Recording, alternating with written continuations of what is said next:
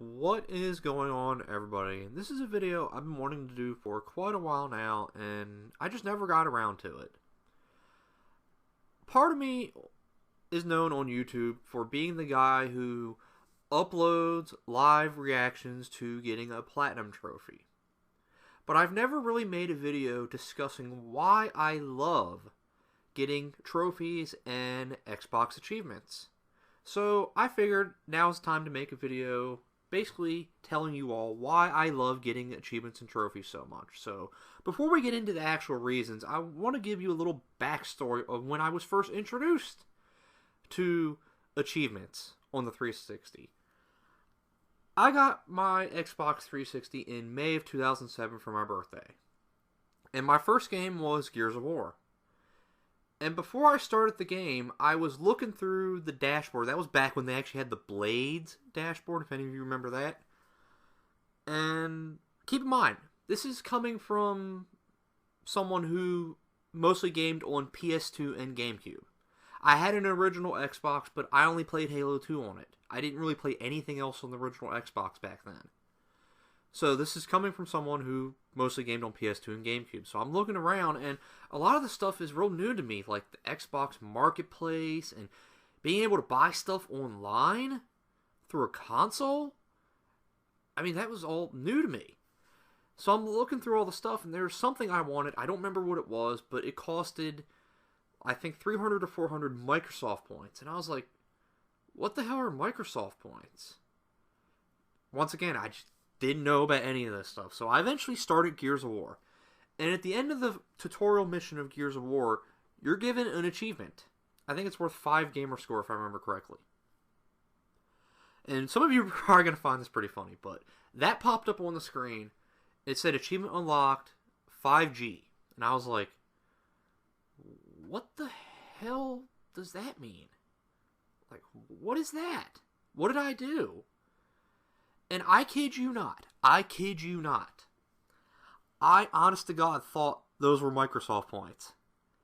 And I thought that we had to play these 360 games to get these points, and then you could spend these points on stuff online. I legitimately thought that was the case. So yeah, you will probably find that pretty stupid, but that's what happened. So then later on, I eventually found out that every 360 game had a set of achievements. And you can get as many achievements as you want, and you're given different amounts of gamer score, and they all add up to your overall gamer score. But I didn't really get into going after achievements until Halo 3 later that year. Now, I went after all the achievements in Halo 3 for many reasons. One being because I really loved Halo 3, so that motivated me more to get as many achievements as I could, but you were also rewarded with in-game stuff if you got the achievements in Halo 3. Like, there were some achievements that gave you certain armor pieces for your Spartan, and then you could show them off online. But if you got every achievement in Halo 3, you were given a katana sword that you could put on your back. Now, it didn't do anything. It was just for cosmetic purposes. But the fact that you could wear it and show it off to anyone you play with online, that shows people, hey, that person got all the achievements in the game. So while it doesn't mean a lot in some ways, it's still something cool to show off, and that motivated me. So ever since Halo 3, I have literally gone after every achievement that I could get on the 360. Later on, I then got the PS3 in 2009, and they had their trophy system, which, I mean, let's be honest, the PlayStation trophy system is basically a ripoff of the Xbox achievement system. The only real difference is that each PS3 retail game gave you a platinum trophy, as opposed to, it's like a bonus achievement on PlayStation that lets you know, hey, you won 100% at this game, whereas 360 didn't give that to you. So by the time I got the PS3, I was already going after trophies because I was already an achievement hunter. And over time, I've just grown to like the trophy system more. Mostly because I like the fact that there's only 3 values of trophies. as opposed to the many, many numerical values that you can get on the Xbox achievement system. And this is just my personal opinion, but I think Sony with the PlayStation has actually improved their trophy system. They pretty much kept it simple. They didn't really try to change much stuff and try to be innovative. Whereas, unfortunately, with the transition from the Xbox 360 to the Xbox One, I feel Microsoft has done some missteps with achievements. Of course, they've made some improvements. Like, there's an in-game achievement tracker now for every achievement on the Xbox One, which I really like. I've been wanting something like that for a long time on the 360 and PS3, and I would like to see something like that on the PS4. Unfortunately, I hate the fact that on the Xbox One now that there's a little delay for achievements to pop up, and if you want to actually view your achievements, instead of having a big listing of all the achievements you got, they're now like these giant pictures that you have to click on, and then it just encases the whole screen. I mean, I know that might sound silly to some people, but it's just, I don't really like the fact that they did that. And I like the fact that Sony has pretty much kept the trophy system pretty much intact. Actually, they've improved it a little bit, because on the PlayStation 3, there was a delay for trophies to pop up. But on the PlayStation 4, they pop up immediately. So, I like it. And I also like the fact that you can actually view your PS4 trophies on the PS3 or the PS Vita. Whereas with the Xbox One, if you actually are playing on your 360, you can't view any of your Xbox One games because all the achievements are under, or all the achievements you got on Xbox One are under Xbox One games, and there's like a giant total.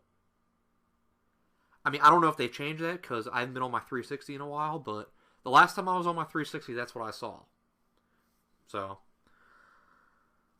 So why do I love achievements and trophies? Why do I spend a lot of my time going to get these achievements and trophies? Because some people probably look at these achievements and trophies and go, and they probably think to themselves, why the hell would anyone want to spend their time getting all this stuff when in the end it doesn't really mean anything? Well, I beg to disagree a little bit there. The main reason I go after achievements and trophies is that I feel like I'm getting more out of every single game that I play by getting as many achievements and trophies as I can. Because let's be honest, achievements and trophies increase the replay value of every single game out there. They do. They make you play the game in some ways that you never would have thought you would ever played the game. A good main case for that would be the fact that most people probably would never, ever put a game on the hardest difficulty. But nowadays, we do that because we get achievements and trophies for them. I mean, back in the day, back during the Nintendo and early PlayStation days, I never put any game on the hardest difficulty. Because quite honestly, what do you get for it? Now, I'm sure some games back then actually gave you something for it, like an ending cutscene that you wouldn't get unless you beat the game on the hardest difficulty. But you wouldn't have ever known about that. Back then, the internet was in its very early stages back then. So there was really no way to actually know what you get until you actually do it. And a lot of games back then didn't actually give you anything. It was just for personal challenge. Whereas at least with games today, even if you don't get anything in-game worthy for beating the game on the hardest difficulty, you at least get that achievement and trophy that you can then show off to people. I love being able to show people, hey, I did that. I beat that game on the hardest difficulty, and here's the proof that I beat it on the hardest difficulty. Back in the day, there was no way to pretty much prove what you did in gaming unless you somehow recorded it some way, like I guess with a camcorder and a VCR or something like that. Nowadays, you could show everyone your accomplishments. And some of these accomplishments are worth showing off. I've beaten some of the hardest games I've ever played on the hardest difficulty. And I had an achievement and trophy to show that I did it. I think another comparison to that would be, remember back in the day when we played arcades? What was the one reason we tried to beat these games on arcade machines? What was the main reason we did that?